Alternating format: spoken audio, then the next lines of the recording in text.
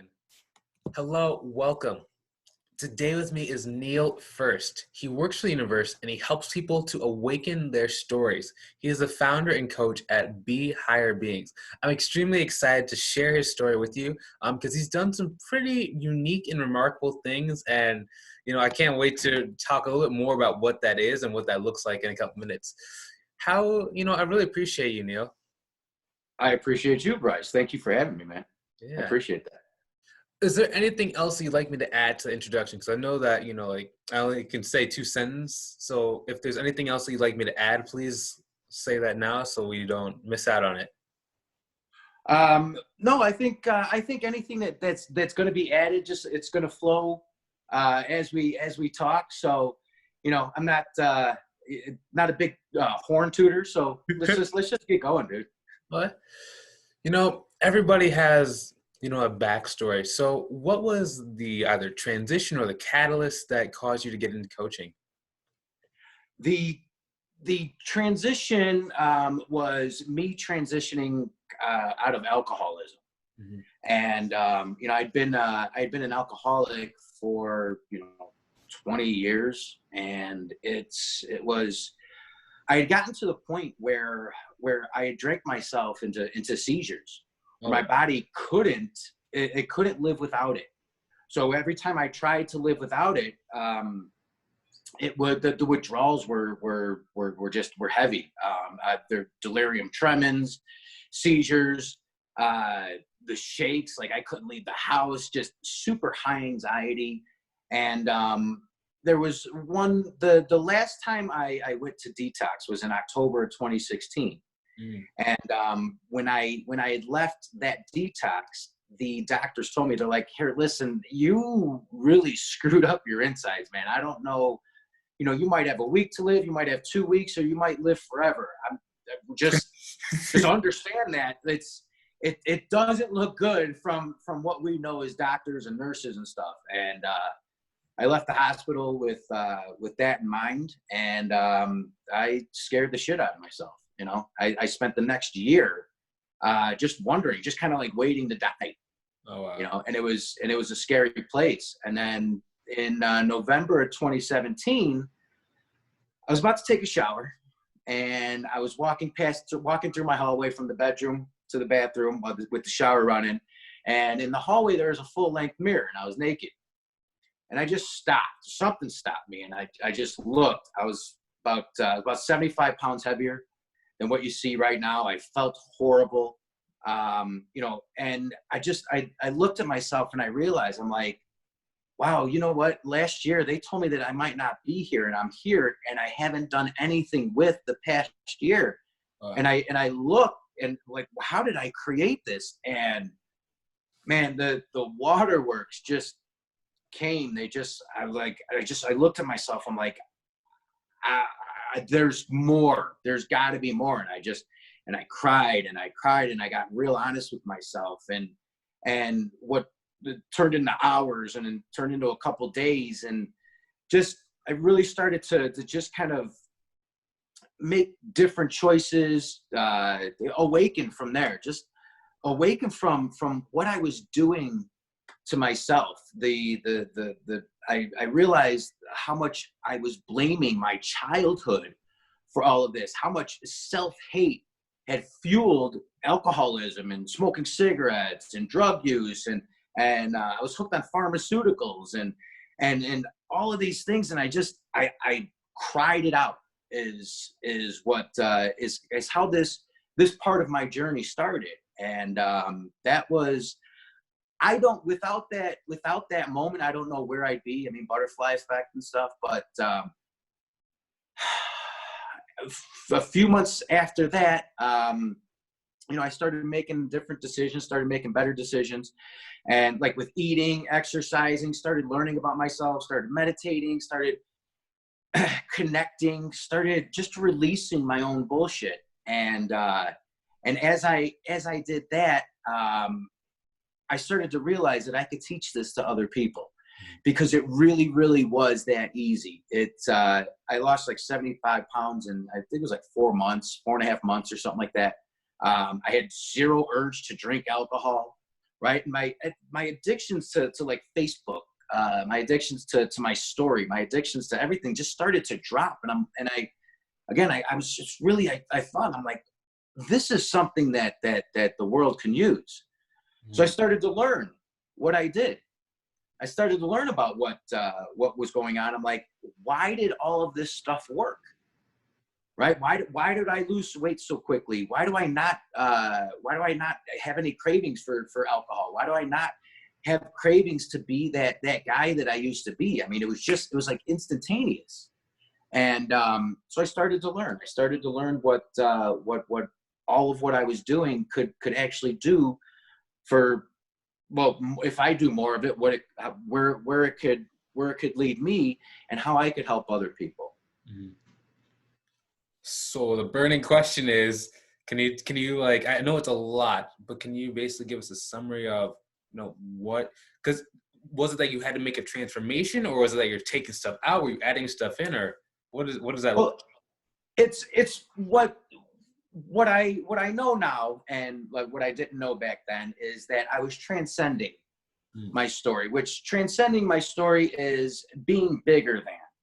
Right? My story of being an alcoholic, my story of being a cigarette smoker, drug user, my story of being Neil Firszt, I thought that was bigger than me. Right? And when I had that moment, over the next few months, I started to realize that's while that story is a part of me, it doesn't have to be who I am. Right? So realizing that and knowing that, I learned from there. And what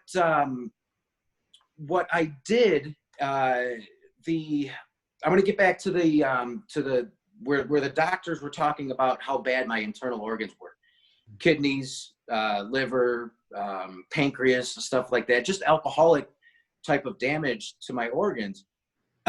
In June of 2018, I went to a doctor, and I got those tests all redone, and the results came out like better than anything I could have ever imagined.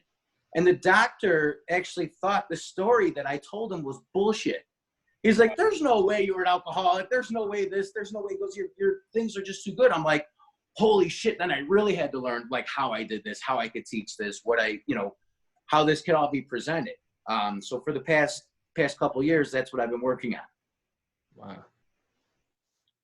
So it's not getting rid of the old story, right? And but it's creating a new one. It's deciding what we want to drag along with us, right? Do I want to drag the victimization of my old story, or do I just want to use that to show people, to say, hey, listen, I've been there. No matter where we think we've been, all of us have been somewhere.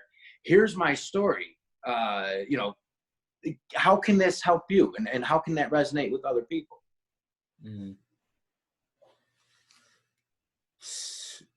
So there's a question I'm thinking of.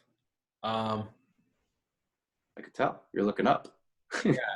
So how does that, so you change your story, and you say, the past doesn't have to affect you. What does that cause you to do in the day-to-day that allows you to be able to, bring that into existence as well? Well, what I noticed, and what's true for me, is what allows me to bring that into existence is not living so much from my head. A lot of times we live in the future, or we live in the past, and then we forget about this present moment here. I learned that what could I do now? Like how could I make myself feel good now? How could I make myself better now, so it's easier to do it tomorrow? Right? I don't have to do it all at once. So, and the key to that for me is feeling. And not necessarily listening to that first thought in my head, but it's feeling how I feel, right? And it's not making that wrong, because that's what addiction is. Addiction is you feel a certain way, and you're like, oh shit, I gotta go drink, I gotta go to the bar because I feel like crap, or I was a cigarette smoker 20 to 30 times a day. Something in my head would go off, say, hey, Neil, you got to go think about something. You're not good enough right now without that cigarette, right? So we become slaves to that stuff. And it's that stuff that we think about rather than feel. So I guess the question that I answered myself is, what if I just allowed myself to feel that? What if I just allowed myself to feel that, whether it was uncomfortable, you know, if it's uncomfortable, okay, so cool. Let me feel what uncomfortable feels like, right? And if I feel lack in that moment, right? What does lack feel like? Is the sensation in my body telling my brain to tell me I'm in lack and I need a cigarette, or I need a prescription, or I need to scroll through Facebook, or I need some other distraction? So it's feeling, it's using the thoughts in your head to realize what you've been telling yourself. Like, I'm not sure if I said that right. When you get a feeling, right, and that thought in your head says, well, I got to go do this. Well, it's understanding that that thought in your head doesn't have to be real, right? Just because it has an opinion, that thought's just an opinion. So if I could know what that thought is, connected to the sensation or the feeling in my body, then I can sit and maybe not grab onto that first thought. Right? Or maybe not grab onto that second thought, or maybe not grab onto even that third or 100th thought. You know, just what if I just let it go? What if I just let the car run out of gas? Yeah. You resist the enemy and it will flee, right? Well, it will resist here. Whatever you resist, it will persist. Yeah. So if, you know, that's the other way of looking at it, is if, like, I feel a sensation, my resistance is to go distract myself. Yeah. Right. And what are your distractions? Yeah. All the bad stuff. Yeah. You know, the same album that you've been listening to since you were a kid, or, you know, that same TV show, or binge watching, or alcohol, or gambling, or whatever it decides to be. Yeah. Yeah. So yeah, I learned to feel my way through this, and not rely so much on what my head thought things should be. Is that why you're really big on meditation nowadays? Oh man, I am huge on meditation now. One of the greatest thing for me that meditation provides is I'm actually allowed, I allow myself the self-care time, the self-respect time, right? Rather than give all my power away to something else, I allow myself to understand what those thoughts are urging me to do, right? If I have an urge to put some type of, maybe it's a negative post, about, I don't know, about a negative opinion, maybe about a politician or something like that. And then all of a sudden I put this post on, and now I'm arguing with somebody, right? Or I'm arguing with 10 different people. People are this, people are that. I'm like, you know what? I can sit through the urge to do that, to go like sabotage myself and give my energy away to other things, and actually see what's running inside of me.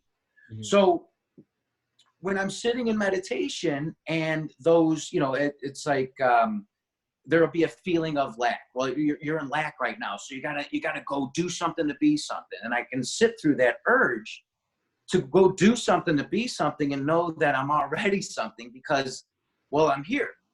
And that thing eventually dies down. And what I realize is that thing that dies down is the voice that's looking for an approval, the voice that's looking to fix something in my childhood, fix something that's broken, fix something that, you know, the ego will create a thought, right?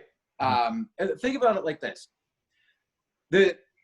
In meditation, let's just say you're going down the highway, right? And every thought is an exit, right? But every exit only leads back to the highway that you're already on. So rather than follow that exit down, you know, and take myself down roads that I don't need to go down, I let the thoughts will run. right? It might go off on the exit for a little bit, and then I'm like, oh, cool. I realize that I'm in a story, right? And this is the way that it works for my clients. This is the way it works for me. But I realize I'm in a story, and I'm like, oh, okay, cool. So I'm going to let that story be, right? Whether it's telling me I'm in lack, I'm not worthy, I hate myself, whatever that story is, I can let that story play, get back into my heart, and then just get back on the highway. I don't have to keep getting off at every single exit. Mm-hmm. The more I do that, the more I recognize that I call it the bullshit machine, by the way. I call my ego the bullshit machine. I'm writing a book with the same title. But the more I'm able to sit through that, and the more I'm able to feel, the quicker I'm able to notice, even before the bullshit machine wants to take me off the exit, right? So now I'm just on a straight and narrow, right? And I'm learning the things that serve me, and I'm taking out the things that don't, right? So if I can use my story, right, that I've transcended, I'm bigger than the story now. Right? The story of Neil was, oh, I'm an alcoholic, and my parents were alcoholics, and I was beat as a kid, and, you know, there's so much abuse and abandonment and blah, blah, blah, blah. And, oh, my God, I was searching for people to feel pity. Well, I don't have to feel pity for me. No, now meditation allows me to not, like, get off that exit, right? Search for pity. It's like exit number 300. I got to, you know, it's a pity party.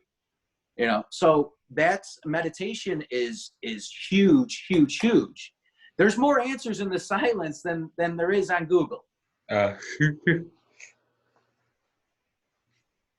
it's like you remove all the disabilities, and all you're left is with ability. You know, it's interesting. Can you talk a little bit more about, you know, your story and the bullshit machine? Well, yeah, absolutely. My story. Where do you want me to start with my story? Well, I don't know. I can start in childhood. You know, Let's do if you had two things that you could take out of the book, and say that your house. That's a bad example. Saying like the book was about to be destroyed. Take out two different either chapters or two different sections that you would want us to be left with. Okay, cool. So I think maybe a description of an easy description of the bullshit machine is now understand our egos are here to protect us, right? They use our past as a guide and stuff. We use what we learn as a guide. They use our input as a guide and stuff. But what ends up happening is we let it go out of control. We become unconscious, okay? And we just let it run, and we don't take that accountability in our lives. So if that thing is running based off the input that we already know, and we just keep getting off it at every single exit that we have to get, that's the bullshit machine. The bullshit machine is a thing that throws up the obstacle in your path, right? If you have a goal, say I have a goal, I want to make $10 million, or I want to help so many people. The bullshit machine is going to say, well, yeah, but you got to do this, and you got to do this, and you got to do this, and you got to do this. And we don't even question whether or not it's true. A lot of times what we'll do is we'll just stop at that, yeah, but. At that, well, you know, yeah, but you're not good enough. You don't have the money to do this, or you don't know how to do this. When those are all the reasons why you should be doing it.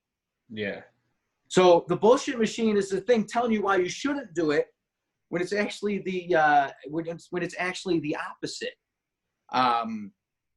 And so that gets created from our childhoods. Okay.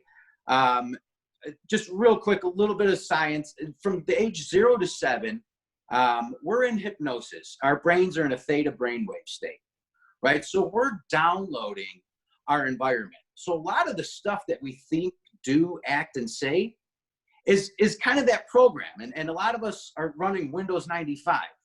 Yeah. You know, and it's like we don't give ourselves a chance to upgrade unless there's a rock bottom. right? Unless it's like, okay, so it's like we run our stories into the ground, and that's what happened to me. My story was, I was a victim. I mean, that's plain and simple. My parents were alcoholics, but I'll give you that version of it. But I think very differently about my parents than what my story did. Okay.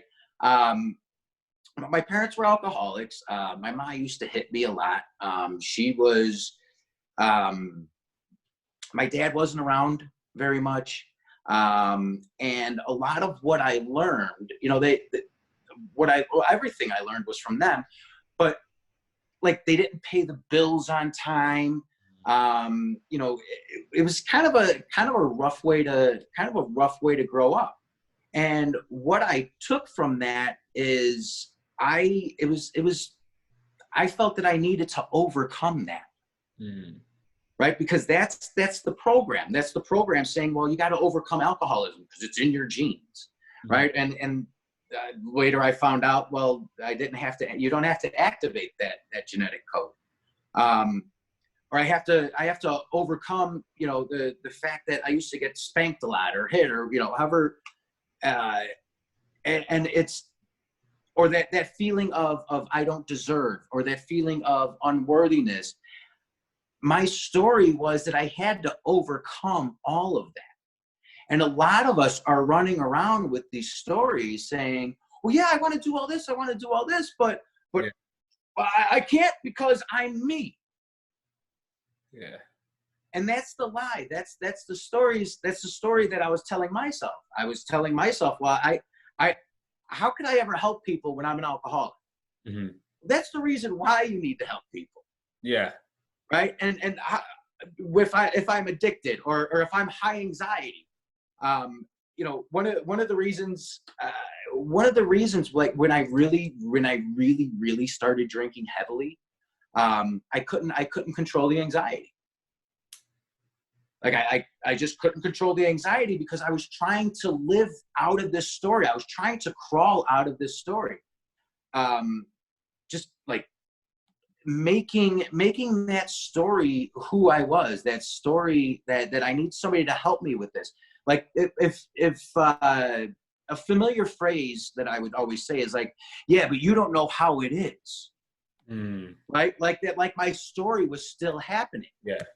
So now when I hear that, that's a trigger. It's like, oh, I don't know how it is. Okay, cool. So now I know when somebody's living in this story, and it's easy just to pick it apart and say, well, what if this wasn't true? What if this wasn't true? What if this wasn't true? Because we're only this moment. This moment is the only thing that we really, really have. But we live with the obstacles that we put in front of ourselves. Does that make sense? Yeah. So it's like, yeah. I was going to say, so how do you fight that? That's like when you're putting up the obstacles, that's crazy. Well, you don't fight it. That's the thing. Is you don't fight is that there's nothing to fight. See, the bullshit machine comes up with a problem so it could feel useful. So it has something to figure out. So it has something to work on. And after we're done talking, you're going to think about this. What am I working on? Why am I putting so many obstacles in my way? Right? That's what its job is.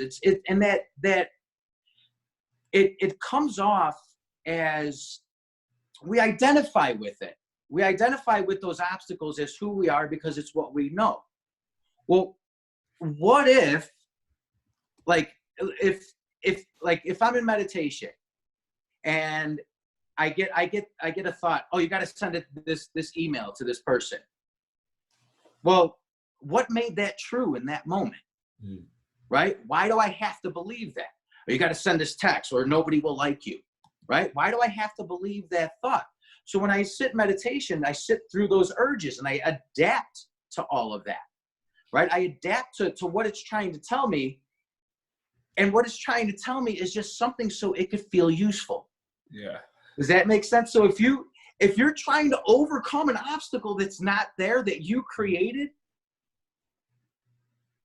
yeah, then you're fighting something.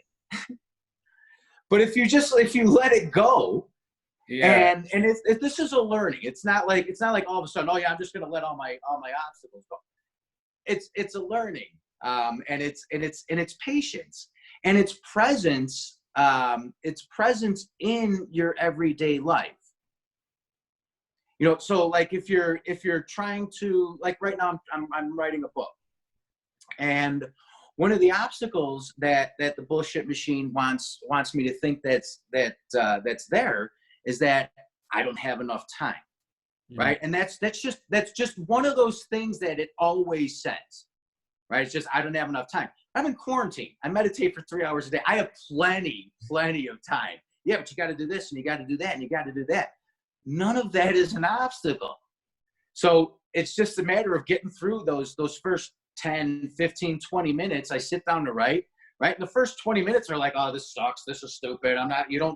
You can't write a book. You can't do this. And it's like, oh yeah, those are all obstacles that my own ego is putting in front of me.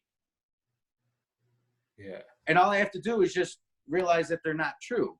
And again, there's some patience involved, but that's being present with that. Like here, I'm going to give you an example. If I take my thumb, I'm like, I'm going to poke myself in the eye with my thumb. Oh. Bryce, does that have to happen? No. Right, or is that just bullshit, Michelle? Right. So it doesn't have to happen. That our thoughts don't have to be real. They're as real as you want to make them. Interesting. Interesting. Yeah. It's almost like it just wants to voice its opinion. Right. And then we protest, right? I gotta voice my opinion because these people agree with me. And the more agreement we get with people, then we start protesting, we start screaming and yelling. Dude, it's what, and the whole, like, it's all about love. That's transcending my own story has been all about love. Right? So yeah, it's not following that urge to sabotage yourself. It's not following that urge to follow the obstacles that you put in front of yourself. But it's not actually you, it's the ego that's taking everybody else's input. Mm-hmm. We get approval from our parents a certain way. We get approval from our teachers a certain way. We get approval from our friends a certain way, right? And then we're programmed this way. Mm-hmm. And then we try and get approval from the world in the same way that we know how to get approval from our parents, and the shit don't work. And when the shit don't work, it's time to go to the bar, because it's like, man, well, I'm doing everything I can. Yeah. Well, you're doing everything you know how to do. That's what transcending the story is. You're bigger than what you know how to do, right?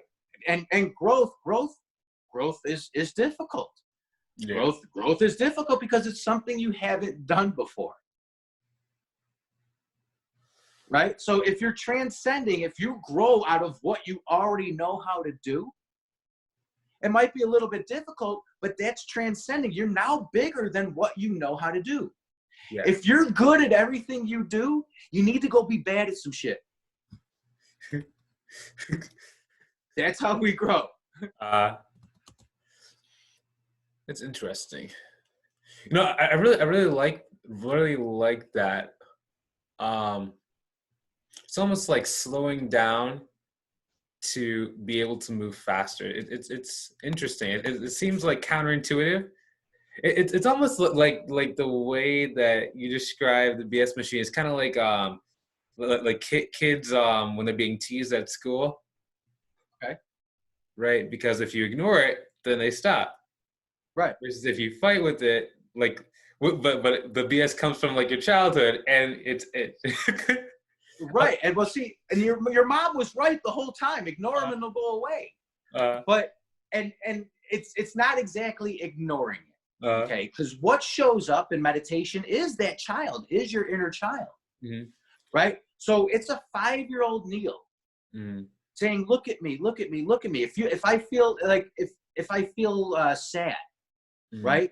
What's a lot of times, like if we feel sad, we'll try and fix what sad feels like, right? We'll try and fix sad by going to do something. Well, let me try and achieve my way out of sad. Yeah. right? And you're moving from a place of sadness, right? So what are you going to achieve from sadness? What if that sadness was a 5-year-old Neil saying, hey, listen, I'm sad, and all I had to do is look at that and be with that and show that sadness, show that 5-year-old version of myself unconditional love. Be 5-year-old, 8-year-old, 12-year-old, whatever that trauma lives in your body. What if the answer wasn't to fix it? What if the answer wasn't to achieve our way out of it? Right? Achieving's great, but we don't need to achieve our way out of everything. Mm. What if the answer was to love that and understand that it's not ignoring it, it's honoring it. It's honoring what you were afraid to deal with when you were 5 or 6 or 7 years old or 15 years old, whatever age it shows up at. Right? What if honoring that is the answer? And that's where the meditations come in, is I'm sitting there and understanding those urges are to want to fix something that's not broken. Mm-hmm. Right? Does that make sense? Yeah. Yeah. So it's not ignore it, and it will go away. It's honor that it's there, and it doesn't have to be real. Mm. It doesn't have to be the catalyst of what you use in your life. Mm. Right? And because you're bigger than that story. That story is trying to tell you something. That story is trying to tell you your story. And all we have to do is listen to it to become bigger than it. Because otherwise, that anxiety is going to urge you to do something that doesn't align with you. Right? How many things a day do we do that doesn't align with us?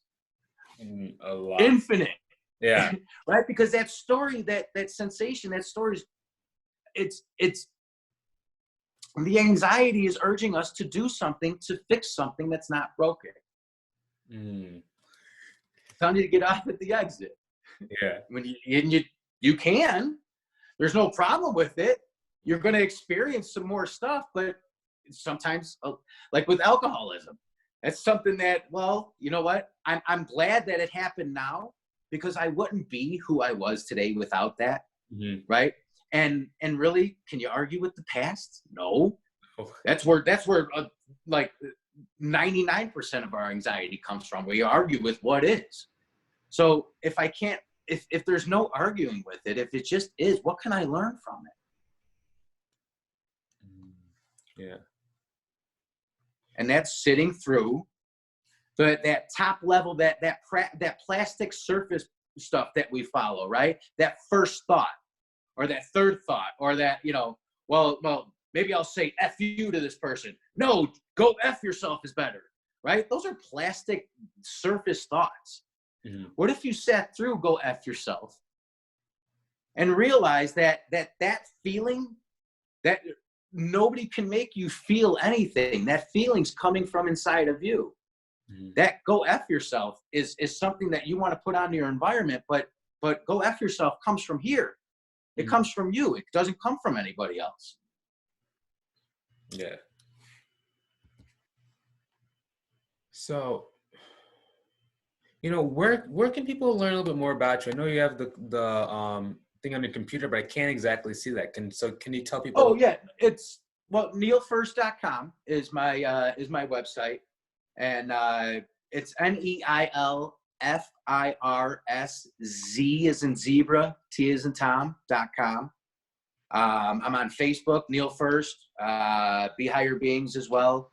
YouTube is Neil Firszt. I have a couple hundred videos that I make videos just so people can kind of like help understand that, and they don't have to pay me, right? No. Actually, during the quarantine, probably for the next couple of weeks, I'm doing coaching sessions for free.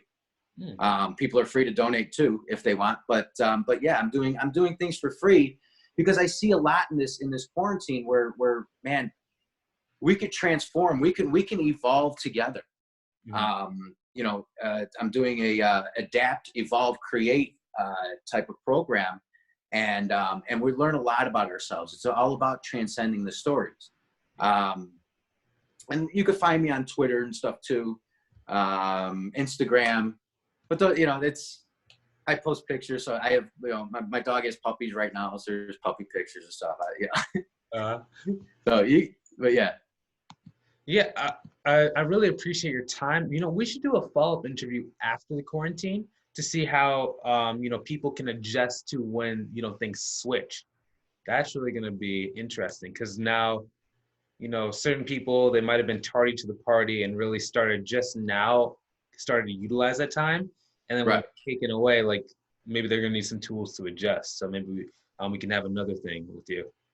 Absolutely. Well, here, one thing before we go is, if I can share anything with anybody, it's just kind of sit in silence with yourself. Just practice. I started doing it for 15 minutes, and then right now I'm doing 3 hours. I'm not suggesting that anybody do 3 hours unless you want to, unless you feel called to. Right. What I do is I don't make more Neil First. I want people to be who they are and discover who they are, because there's way more infinite possibility in who you are than I could ever tell you who you can be. Mm-hmm. So and anything I would share is, sit with yourself. Try for 15 minutes. Try for a half hour. And as you start to realize, well, I can't sit here, I can't sit here. Guess who you can't sit with? Yourself. You. So understand that, get to know yourself, and get a lot of getting to know yourself is sitting in that silence and without the input of Facebook and the news and whatever social media and all the stuff that we do. Just sit in silence for a little bit. Just see how you feel. Right? If you feel like shit, that's growth. Yeah. So. Excellent. So I really appreciate your time, and I really thank you for appearing on this. It was great to get to know you before the call and our other phone call we had. So I really appreciate you. Yeah. So let's cut this. I cannot wait to share this with the rest of the group. And for those who are watching, I really appreciate your time, and hopefully enjoyed watching this video as much as we enjoyed creating it. You know where you can find Neil, and I'm going to tag him when this post becomes live. Because he's giving away great sessions right now, especially if you are having trouble during this quarantine. So I cannot wait to see you guys in the next one.